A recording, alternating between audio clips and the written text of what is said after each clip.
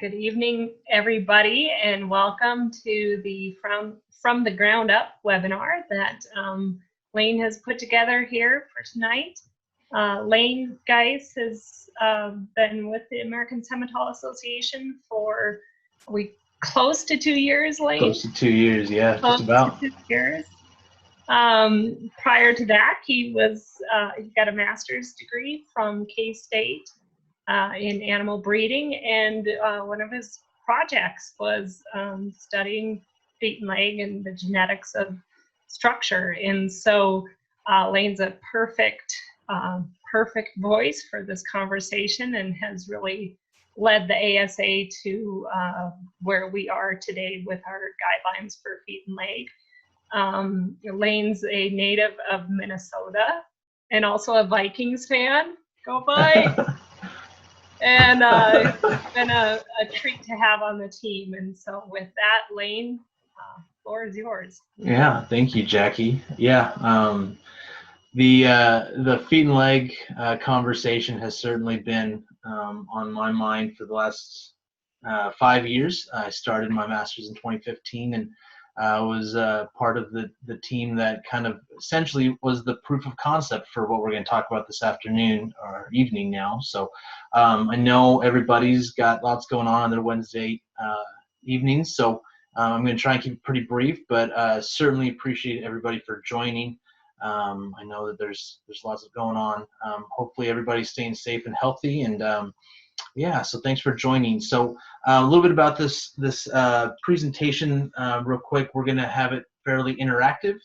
Partway through the talk, we're going to open up a poll where each of you participating can assign and practice your skills of feet and leg scoring. We'll see how good I did teaching you on foot scoring. And so I'll put up a couple of pictures for you guys to classify and assign a score, and it'll be anonymous, and yeah, you guys can try your hand at it.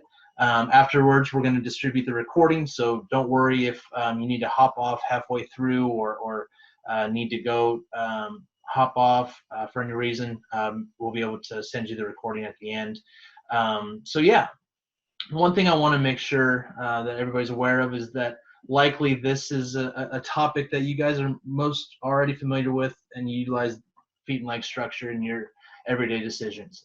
My job tonight is not to teach you anything that you don't know.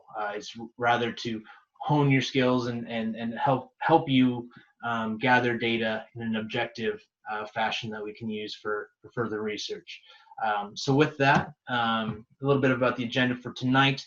We're just going to talk very briefly about how does feet and legs impact your bottom line. We're going to go over real quick an overview of cattle soundness and structure. We're going to show a little bit of the characteristics that I think are going to be important as you go out and gather scores and collect phenotypes on your animals. I'm going to talk briefly about the K-State study that I was a part of and the work that we did that kind of helped answer the questions needed for ASA to come up with these guidelines. And then ultimately, how do we score, how do you collect data, and how do you submit those to the ASA for further research. So that's kind of what we're going to talk about tonight. I hope to keep it fairly brief. But ultimately, this is a trait that I think a lot of folks are interested in. This is kind of a hot button topic if you were at BIF convention last year or have been around the industry and heard the conversations being had. This is something that matters. This is something that the commercial cattleman is extremely interested in, as well as beef producers across the country and across the world as well. So and for just reason too. I mean, ultimately, feet and legs increase your culling, or a problem in feet and legs will increase cullings. I just got done with a bull sale last week, and the last thing, and we guarantee our bulls for 3 years for feet and legs. The last thing I want to do is return bulls or offer credits. This impacts our bottom line. This leads to decreased performance and health. So this is a big issue for C-stock breeders and the commercial cattlemen as a whole. But when we think about feet and legs, the most important thing that I think moving forward, especially for data collection, is to keep in mind that this isn't necessarily a trait that we can tie a certain dollar amount towards. This is something that it matters towards a more important trait, whether that be growth or longevity. The actual phenotype itself for feet and legs is not an economically relevant trait. So, for example, if we see an increase or decrease in a score for feet and legs, that doesn't necessarily correlate to an increase or decrease in a dollar amount. So again, these are indicator traits. With that, we got to start from, I think the best place to start is looking at, starting with structure from the animals. So we've all seen this in livestock judging or in our everyday selection practices, but these lines are fairly familiar to, I think, a lot of people. And we know that it starts at the ground and that, a certain characteristics of the hoof is going to influence the anatomy or the skeleton of the animal as a whole. And so, we pay attention to these lines, whether it be on the shoulder and relaxed shoulder angle, a level and, long top line, straightness from hooks to pins, an angular and flexible hock. All of these things tie together as a whole trait. And so soundness as a whole is one whole trait. And we can delineate that into further traits and further characteristics, right? But this all starts at the ground, and the title of this webinar is From the Ground Up. So, I think the best place to start is with the hoof. And so just a couple things, the anatomy of the hoof is important, the coronet, the growth rings, the wall, all those things we're going to talk about here in a little bit. And on the base of the hoof, we know that these are things that the hoof is we're most worried about weight distribution. We're dealing with large animals, and changes in the conformation of the hoof will disrupt weight distribution.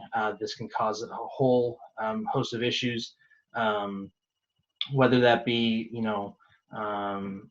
in curvature of the hoof, we see, issues of the hoof wall curling underneath itself, and those animals are going to roll on those heels and roll on the outside of their hoof wall. Founder is another issue that we've seen where that coffin bone breaks through the bottom of the hoof, and so all of those issues, have effects through the rest of the body. And in identifying, issues of the hoof, especially when it comes to claw shape, pay attention to those growth rings on the outside of the hoof wall and on the inside as they turn upward and outward. In the picture we've got in front of you, I try to show, this is a diagram of a hoof where the outside medial claw is growing outward, and the inside of that hoof wall is facing upward. This is something that I think, a lot of people are very familiar with. They've seen it, and it's very easily classified, but just to keep in mind. And so this is a visual, a visual trait. This isn't something that we can just go and score using a weight or an objective measurement. This is something where somebody has to classify and come to a decision. And so the best way to help teach that is by showing you examples and pictures. We use a rubric to help make it more objective, but the best place to start is by looking at images. And so examples of hoof angle, are, I think, extremely, this is one of the traits that we recommend.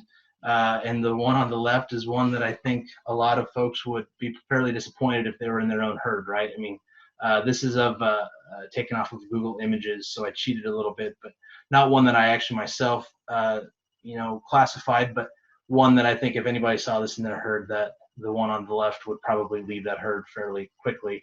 The one on the right is a fairly appropriate hoof, and so you can start to see some differences there. Claw shape, another one that I think a lot of folks see and understand very, very easily. But in this case, looking at these pictures, you guys can start to see some of the problems that arise. Both of these pictures are showcasing extreme curvature of the claw, however differently, right? The calf on the left was one that we did go and score in our project, and one that I did see in person. It was a 10-month-old calf in bull development prior to a sale. This is one where, if you notice, the inside of that hoof wall has already completely turned outward and upward, and is facing almost parallel with the hoof wall itself is parallel with the ground. Watching this animal move, you would definitely see him rolling on the outside of that hoof wall. And then the curvature on the right is a different characteristic, still the same trait, right? Still extreme corkscrew claw, except that instead of growing inward and outward, is growing outward, right, directly. So something to keep in mind. We still classify those as the same trait. Okay. So right there. And then one of the other traits is angularity through the skeleton, whether that be through the shoulder and knee or through the hip and hock. The steer calf on the left is one that is exhibiting extreme straightness on both ends, especially through that hip and hock. And in our literature review, we've found multiple papers that showcase that extreme straightness reduces profitability of an animal. And then on the flip side, the cow on the right is exhibiting fairly extreme curvature through the hock and hind leg.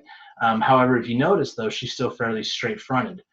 So that means that there are some divergences. Like, not always are you going to see a cow with relaxed and angular shoulders, and the same with on the back end. Those are two very different traits. And one thing that I get a lot of questions regarding feet and legs is how does the environment impact structure, or what are certain ailments of a hoof, and are they influenced by genetics? And so to try and address this, the slide is meant to showcase some of the other issues that you may see in cattle structure that are perhaps non-genetic, notably hoof cracking. With the image here on the left, this is one that I just received not too long ago, but one that, if you notice, there's extreme cracking on all four of the claws. And thus far, we haven't found any literature suggesting that this is a genetic issue. Is rather something to do with the environment, whether that be dryness or rocks or some sort of environment causing that issue. However, I would ask that if this is something that you start to see as an issue consistent through a sire group, or if there's some sort of suspicion of it being genetic, just document it. I mean, I think if you would, put in the comment section of your data collection saying, this calf had hoof cracking, and you do it consistently, this can help us, investigate it even further. But past hoof cracking, other issues is going to be soft-footed or cracked soles. We've seen that softness at the coronary band. This is something that we see in those more wet environments. Laminitis, broken claws, all of those health issues. So, and I wanted to pull up the image a little bit closer, so that way you could see the cracking there through the coronary band. That is one that I saw personally, where prior to taking the picture, it was bleeding fairly consistently. And so in the set of calves, all of them were in a soft, very wet environment, and all of them had that softness at the coronary band.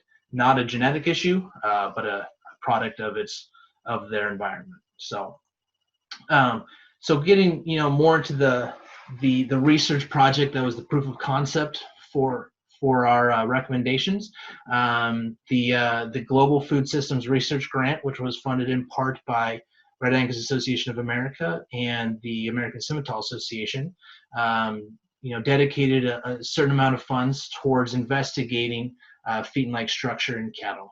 It was one which served as the proof of concept, and I was a member of that team, along with Bob Weber, Jenny Borman, and Brady Jensen was my graduate student partner on the project. And it was our job, Brady and I, to go out and classify and gather data. And I can tell you we spent a lot of time on the road looking at cattle, and we investigated 14 traits. And the reason for that is because we wanted to investigate all of the traits that we thought related some sort of metric towards soundness and structure, and see which ones mattered ultimately. So that way it wasn't something that if we approached you and said, hey, we'd like you to score 14 traits, that way I'm not receiving a bunch of angry phone calls, right? Because that would not be a fun enterprise. I can tell you it takes about 2.5 to 3 minutes per head to gather data on 14 traits, and that's with a data collection app. So at the end of the study, we collected about 3,000 scores, trained evaluators, Brady and myself, and a couple other graduate student partners. We tested different scoring methods using a straight numerical scale, 1 to 100. We differentiated that by also testing an intermediate optimum scale, which is the 1 to 9 scale, and we also incorporated some sort of dairy type trait appraisal metrics in there as well. And so we'll get into that here in just a sec. This study allowed us to produce genetic parameter estimates on all 14 of these traits. We established connections between all these traits and production traits. So what is the relationship to a certain trait with stability EPD per se? Those questions were asked, and we tried to answer those with our analyses. And then we ultimately, this was the study and the data that helped provide the recommendations for National Beef Cattle Genetic Evaluation. Fortunately, starting my role at ASA, it was kind of a seamless transition. So these are the 14 traits that we investigated on the right. So body condition score, front hoof angle, front heel depth, front claw shape. We looked at the hoof trace primarily on the front, and then we separated those from the rear. So we scored those as 2 separate traits, which was an important distinction in the questions that we wanted to ask. We looked at foot size, we looked at the angularity of the shoulder, we looked at front hoof orientation, so whether those hooves turned inward or outward. We looked at whether they were knock-kneed or bowed out. We looked at rear leg side view, which is the hip and hock angularity. We looked at the rear leg hind view, which would technically be the cow hockness, right? And then all of those things combined, we did a composite score, which is similar to like a dairy soundness classification. And so those were the 14 traits that we went out, and all of those data were collected using an offline data capturing survey used through Qualtrics, which was the K-State platform, their survey software that they used. And we used the Qualtrics app, which allowed us to or upload the survey in an offline component. And so that way, when we were out in the boondocks, we could score and capture data without having to be connected to an internet. And so all of those things, this is something that I think a lot of folks can do, and I can teach you guys how to build these surveys. It can be done through any platform, really, Google Forms, SurveyMonkey, but we chose to use Qualtrics because of that offline app. So among those data, these are gonna show the age distribution of our animals from the data gathered. And the reason why I'm showing this is there's some important distinctions on contemporary grouping. So the age distribution of the males that were scored in the study were primarily young animals, mostly yearlings and up to 2 years of age we scored. None after that age, for a good reason, right? If we think about contemporary groups of males, very, very few places, if any, are going to have large numbers of bulls from the same contemporary outbreeding cows. It's just not done. Whereas when it comes to females, we're going to have a huge distribution of females. Notice how there are some of those older cows that make the list, and I'll tell you that those older cows, those 12, 13, 18-year-old cows, they're there for a reason. They've stuck around for good reason. They would usually have the best feed on the place. The study did not investigate repeated records because, with the time constraints, we weren't able to capture data on these cows through time, something that I would like to investigate further, but not something that was a part of our study. So here's the age distribution of all of those animals. And so ultimately we had to come to the conclusion after scoring those 14 traits, which of those do we need to recommend to membership? And so we asked some important questions through the process, primarily, which traits show decent heritability? Are they correlated with each other? And one of the biggest questions is, which hoof should we score? Should we score front separately from rear, or should we score the worst hoof? And so the heritability estimates were fairly consistent through literature, and we were pretty, positive that we're close on having a sample population represented. So we were pleased with the heritability estimates. They ranged given the different analyses that we ran. But on this particular analysis, this was done on a multi-breed evaluation of of front hoof angle, rear hoof angle, worst hoof angle, and it included breed groups Red Angus, Simmental, and Angus. And the reason why we included worst hoof in there is because we want to ask the question of, is scoring the worst hoof appropriate? Other scoring recommendations have it and others don't, and so we wanted to make that distinction. So if we looked at the correlation between front hoof angle and rear hoof angle, the correlations are moderate, right? I mean, they're not as high as we'd like to see them. It shows that there's probably some influences there, such as environment or maybe different genes controlling expression of a certain characteristic between the front and rear.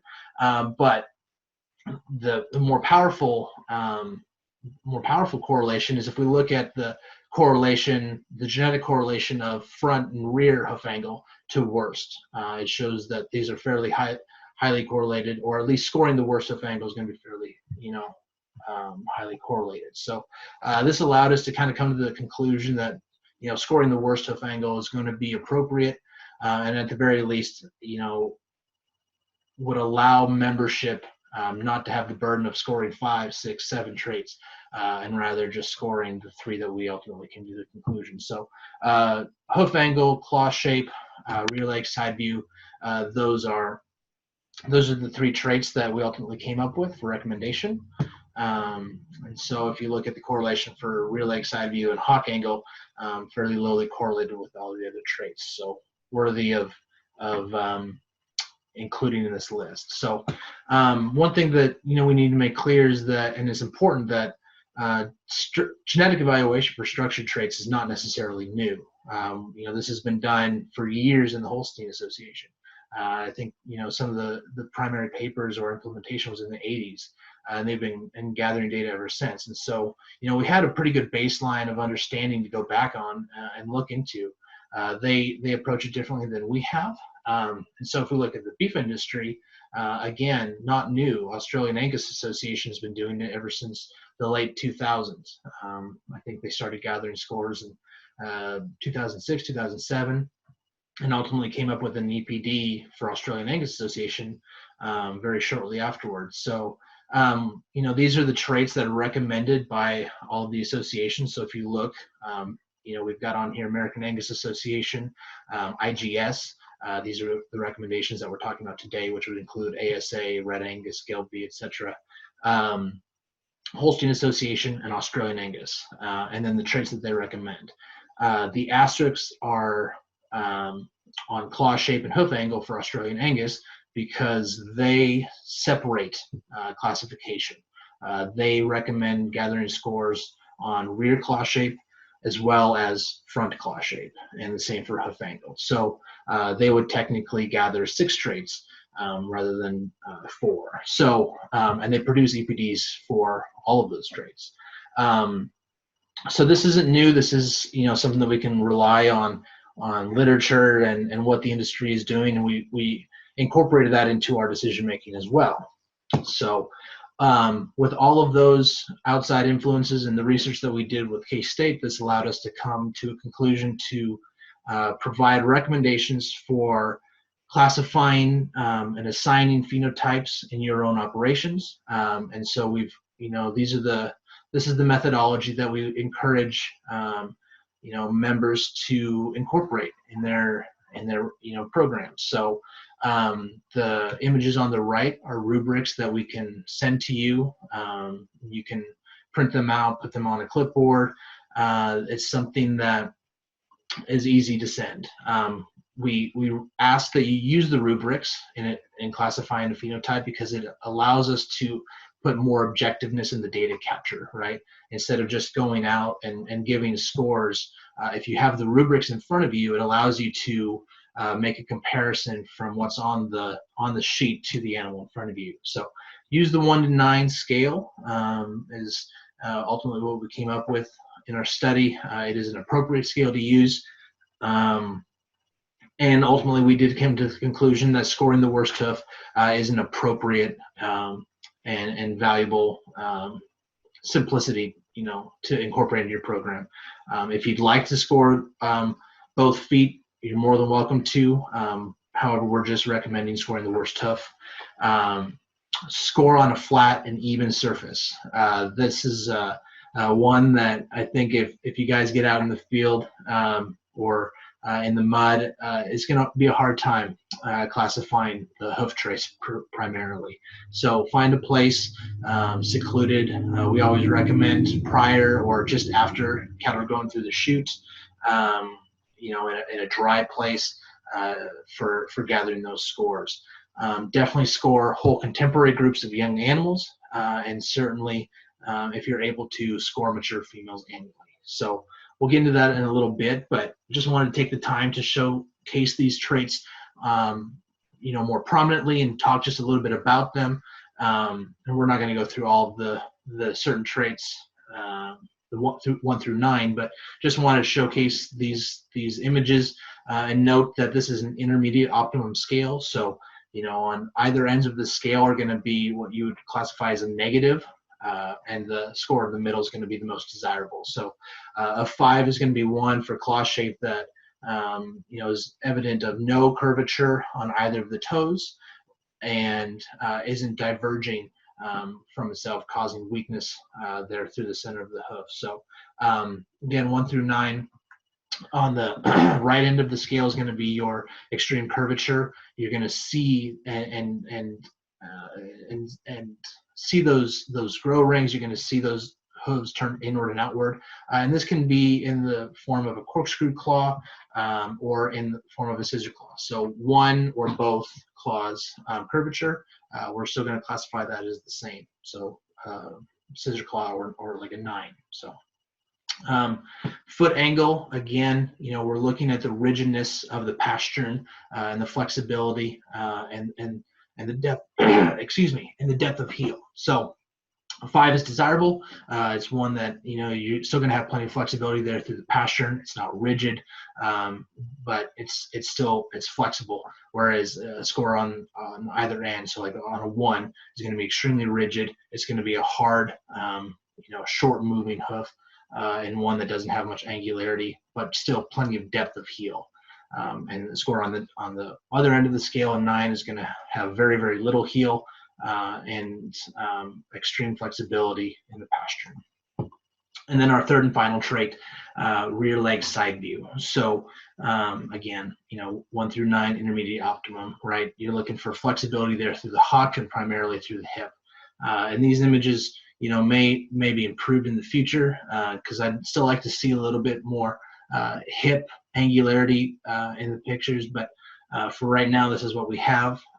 So again, still gives you a decent view of angularity there through the hock. So at this time, I hope everybody feels comfortable and I've done my job, but I can open up the poll if you guys want to do an interactive and assign some phenotypes. I have 4 images, so here we go. Launch the polling.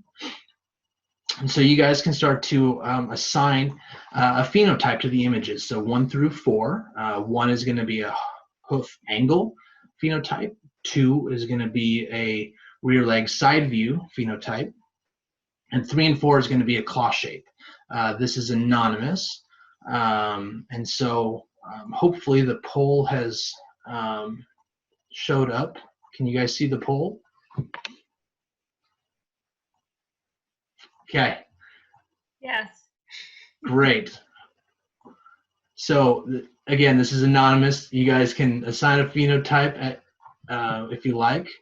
I hope you would, because that way we can talk about the scores and we can see how close everybody is. But one thing that you're going to have to do too is scroll down. So these are all 4 questions on one poll, and so you have to scroll down to answer the questions. There we go. Everybody's there. It is. Okay, great.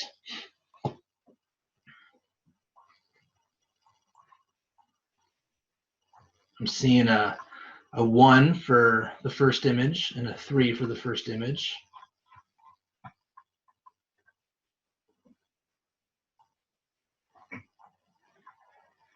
That was me. I wasn't understanding the poll. Come on, Jackie. I was trying to answer question number 1, but it's Yep. clicking 1. So question 1 is going to be for the image number 1. Okay, and then question 2 is going to be for image number 2. All right. So it looks like folks are seeing either a desirable score or maybe just on the left end of the scale for the first image. So like a 3 or a 4. I'd agree. I think I see what you're seeing there, but again, I think if we look at the rubrics, if we can go back, I know we don't have them in front of us right now, but I'd see number 1 maybe towards the other end. I'd either give it a 5 or a 6, just because I see some flexibility. There's still some angularity there between the base of the ground and how that the claws move up into the pastern. So I'd give that one a pretty desirable score, whether it's right on, or 5 or on either end of the scale. I'd be comfortable with. And keep in mind, again, this is a subjective score, and so folks that may see these things differently. And so I might see it differently than the next, than Jackie or Mark. In genetic evaluation, maybe the score isn't the most important aspect. It's the variation between the groups. So so I'm going to share the results real quick, and then I'll drop that off real quick. And so, the variation is what's more important. So making sure that if you assign an animal early on in the day a 5, make sure that the animals that are poorer for that trait, say rear leg side view, if you assign that animal in the picture a 6, and that's what you set your benchmark for the day at a 6. As animals come through the chute, make sure that you use appropriate variation and use your scale to make sure that you're not capturing the wrong phenotype. So whether or not you give it a 5 or a 6, make sure that the animals that come in that are a notch worse for rear leg side view get a poorer score, if that makes sense. So I'm going to stop sharing the results. Thank you guys for participating in that. But again, I hope everybody saw that number 4 is one that has pretty extreme curvature of claw. I would have given that one a 9 on the scale. So let's see, go to the next one. Okay, so when and where should we score? This is a pretty important question. We talked briefly about it. Make sure that you're gathering data on whole contemporary groups. So all of the bull calves, all of the heifer calves, and the age range that we recommend is anywhere from 10 to 18 months of age. These are going to be, useful in determining merit for stayability. Primarily, can we use these scores at a young age to influence accuracy of prediction for stayability? I think it's a very important question, one that we're extremely interested in pursuing. So we're going to need lots and lots of quality data capture from all of you involved. So and along with that, we also recommend scoring mature cows. We can, if you've already got a program implemented where you gather mature weights on your cows, that would be a great time to gather feet and leg scores on those mature cows. So right now, part of the reason why we wanted to host this webinar was because this is the perfect time for everybody to go out and gather mature weights, body condition scores, feet and leg scores on your mature females prior to going out to spring turnout. So, and again, we're going to use this in research towards looking at stayability. Where should we score? This is not the place to score feet and legs. So this image is of a set of our carcass expansion calves that I had one of our participants send us.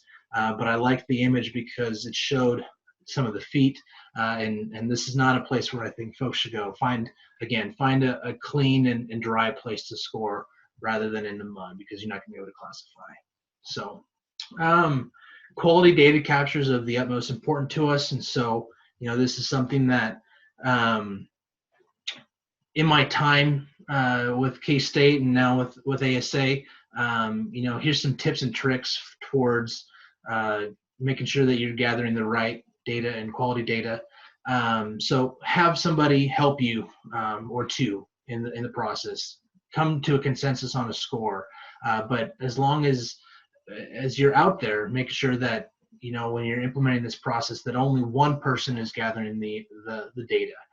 One person should be assigning the score, and one person throughout the entire day. Make sure that in the morning that you don't have somebody different scoring versus in the afternoon. You can come to a consensus on data, but make sure that one person is assigning the phenotype. I put in here, use a survey app to collect the scores electronically. I can show folks how to do this at a later time, but if you can have a survey app, that really reduces input data errors, and it does make it easier on you if you have a data app to gather the data. So start at the ground. I always recommend looking at the feet first and then going to the angularity. I think it just influences. Make sure that you're gathering these data while they're moving. A lot of folks, will ask if they can gather data in the chute because they're standing still, right? And it would make sense. However, if they're in the chute, it may it may disrupt how they stand. It might, introduce some sort of bias towards the data capture, because as many of you know, those cattle are either going to be pulling back on the head chute or pushing forward, and so you're not going to be able to look at the hoof angle or claw shape as well as if they're out on the move. So and I wanted to make sure that I put this in here as well. Use your disposal codes.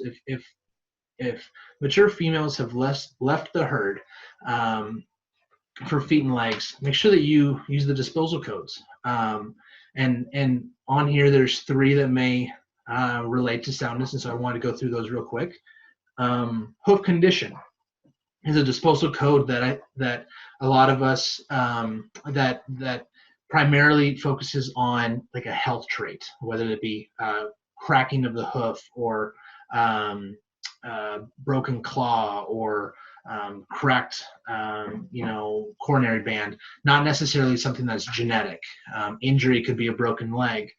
Structural soundness is the trait that if it's a genetic issue for feet and legs, we would like you to use that score. Again, it's important to note that you can use 2 removal codes per dam, and so if there's it's a product of 2 issues, whether it be hoof condition and structural soundness, assign both. But again, also if there's an animal that was removed because she was given this, she was exposed but didn't conceive, if she has really, really bad feet, maybe that's a reason why she was exposed and didn't conceive. So give her that score of a 60 and an 80. These are pretty important data to us, especially now and into the future. So here's a real quick. I wanted to show you guys what we've been working on here lately as we've put together some of these recommendations. We've also put together some infographics that we'll distribute at the end of the talk, and these were put together by Janine and Amber at ASA, so really happy that they have these for you guys. So we can send you these. These are PDF you can print out.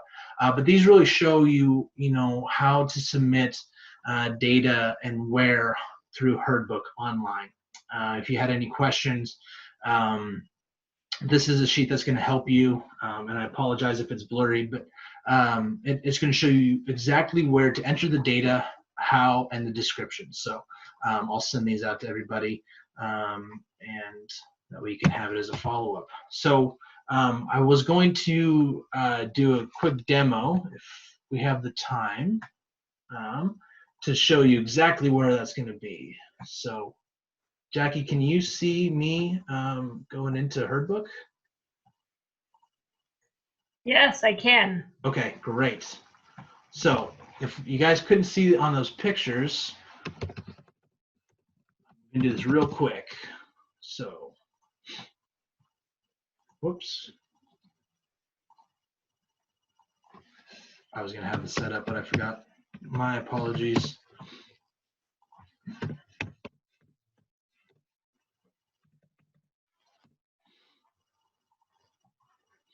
Okay.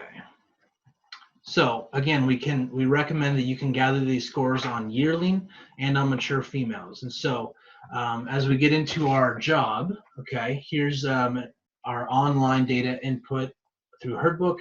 And let me see. So can you see my mouse, Jackie? Have to unmute. Yes, I can. Okay, great. Okay, so here's where you're going to input your scores primarily through HerdBook. Here's claw set, here's hoof angle, here's rear leg, and then here's the date in which those scores were captured. Make sure that that's a metric that you gather as well. And so this is the yearling tab, and that's where you would enter those scores. So we accept anything from 1 to 9. So there, and then we also gather those on mature cow data as well. So there, yearling data, and then birth dam. Okay, so in case anybody had any questions where to gather those, that is where those data are accepted through HerdBook. So I'm going to hop back into the presentation real quick to kind of round out this conversation.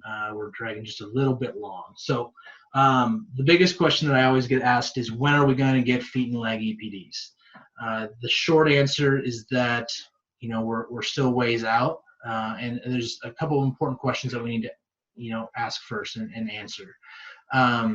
It's important to keep, I think, the big picture in mind. Are we wanting a feet and leg EPD to improve feet and legs, or are we wanting a feet and leg EPD to influence the economics of cattle production?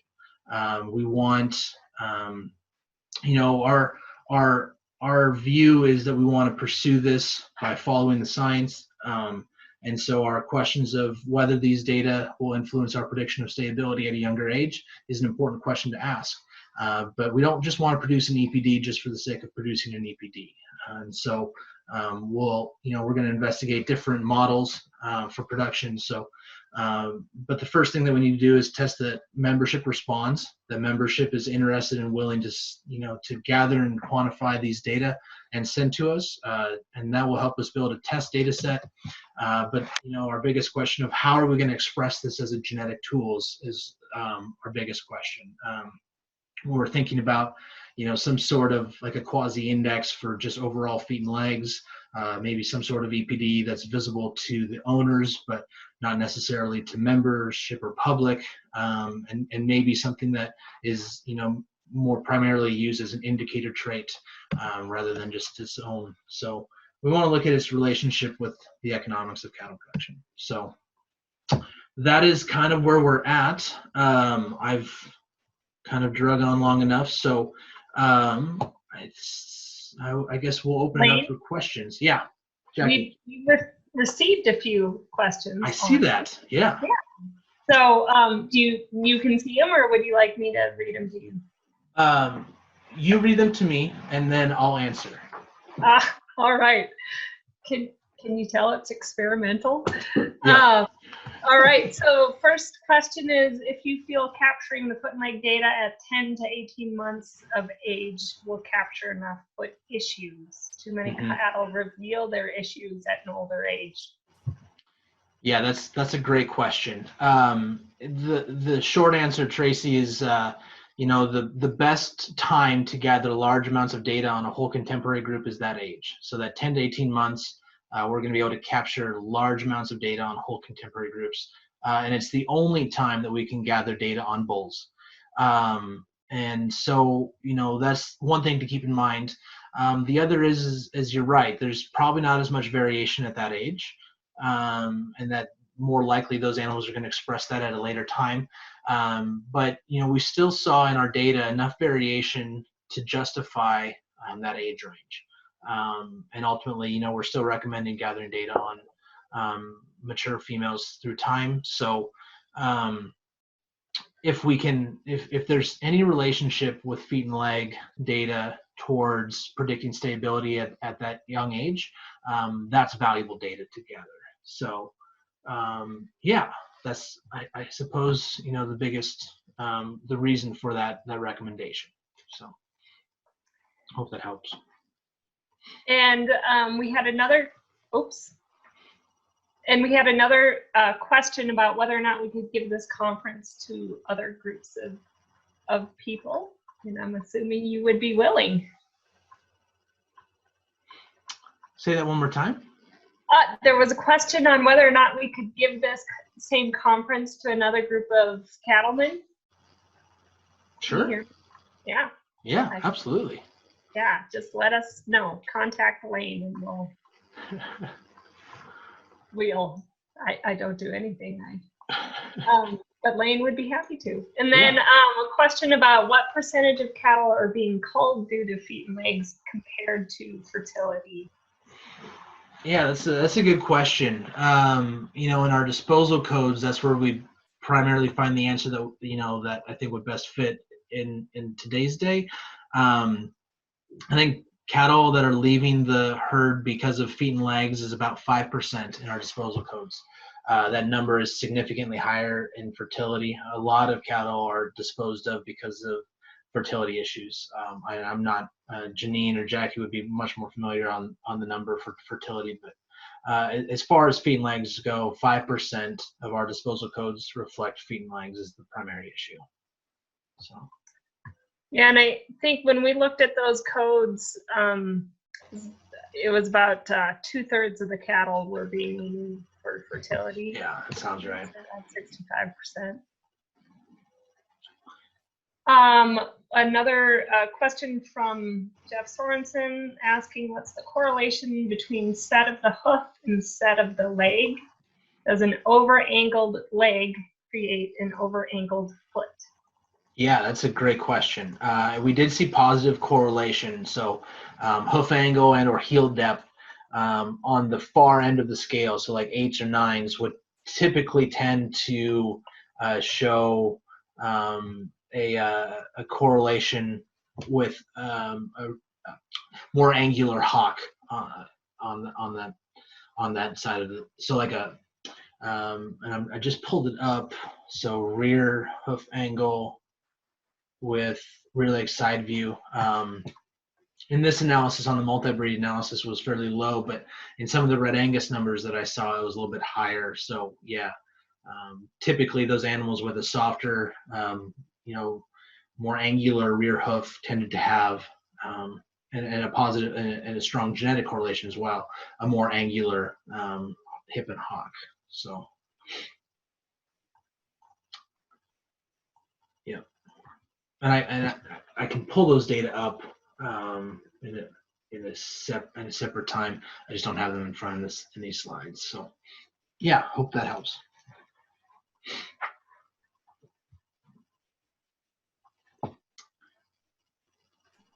So it looks like we've got another question.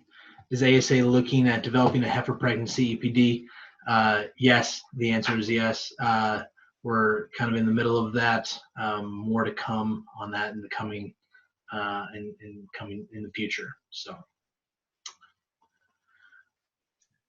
Bruce asks, what % of feet and leg issues are you seeing as hereditary versus environmental? So that's a product of the heritability. Bruce, I can tell you from the data that we've seen, the heritability estimate for claw shape, for example. Heritability estimate for claw shape on the front end is a lot lower than the heritability for claw shape on the rear end. And our justification for that is largely because we think environment plays a factor there. We think that the animal more weight or the largest percentage of weight on the animals on the front end, right?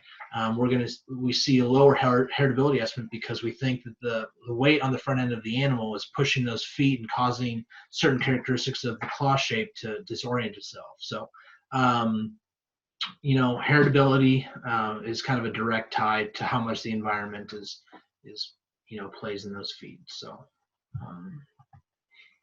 this is highly an environmental, trait. It's going to be influenced by a whole host of things. It's fairly lowly heritable.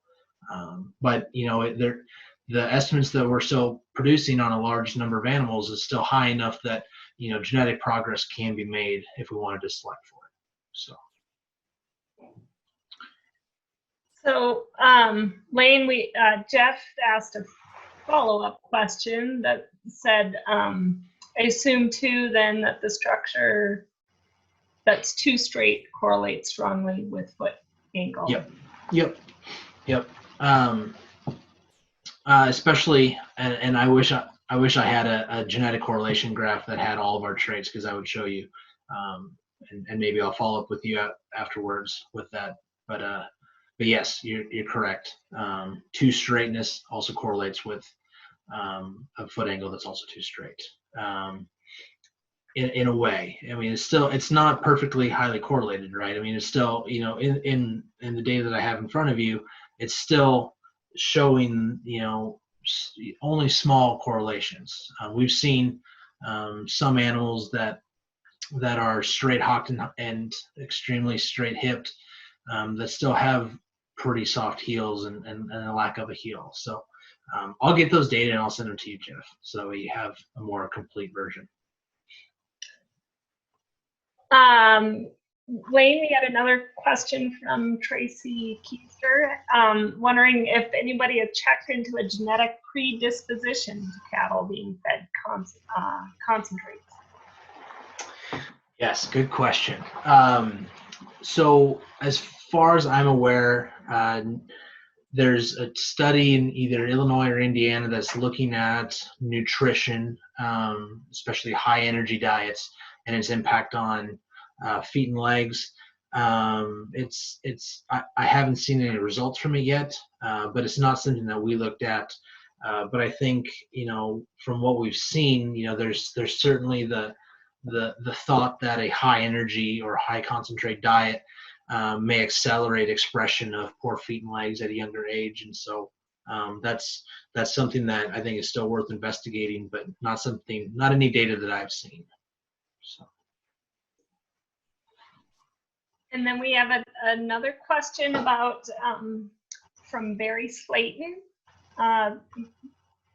saying they've noticed an animal starting to get long claw, then wean the calf, and all at once the claw seems to grow very fast.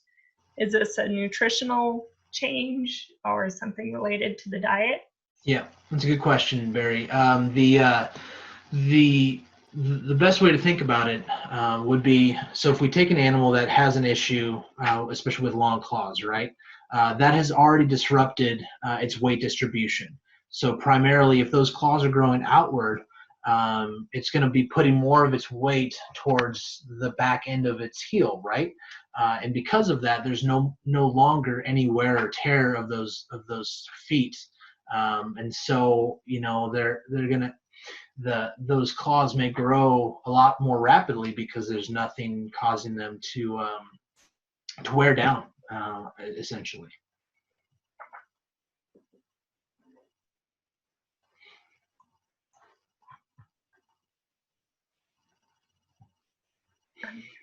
So Lane, we had one more question that was texted. I swear I'm not being rude and looking at my phone. I'm receiving questions. And it was a question about how singling out disposal code for structural soundness could benefit the stay evaluation. Yeah, so I mean, we're still investigating a lot of that. Preliminary research on how feet and legs influence stay is that there's a small amount of relationship for breeding values predicted from feet and leg phenotypes towards influencing stay, but a lot more work needs to be done, and it needs to be done on a large scale. So there's hopefully that's something worth looking into. Does that answer the question, you think, Jackie? I think so, yeah. And I think, something maybe for our audience to be aware of is we'd like to start using the disposal codes in the stay predictions. And so by having the reason for culling accurately depicted will really help do a better job of running the stay evaluation and sorting out reasons why animals leave the herd that are genetic versus reasons that they leave the herd that are not really tied to fertility or production. Right. Right. Because we're not utilizing the disposal codes in genetic predictions. We are gathering those data, but we're not using them in our EPDs, and that's something that I think is on the dock for investigation here in the relatively near future. So. Yeah. And then we have a question from David Bicken, who is new to ASA and wondering where to enter in the cull code. So, Dave, you can do those on HerdBook or as well through our templates that you can download on your kettle. But that happens when enrolling animals through THE and your production codes. So all that can be done through HerdBook.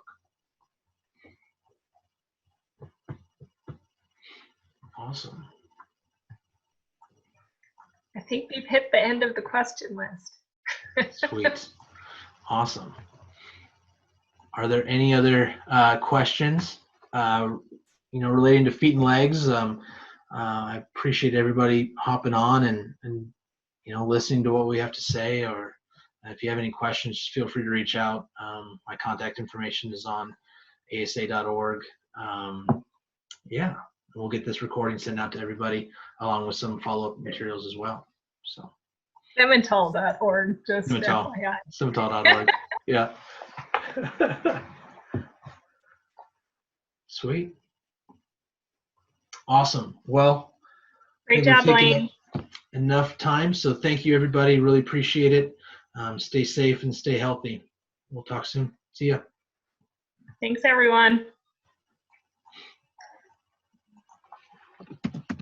Go Vikings. Go Vikings. I'm glad you're a Vikings fan, Jackie. I know. We've been gone.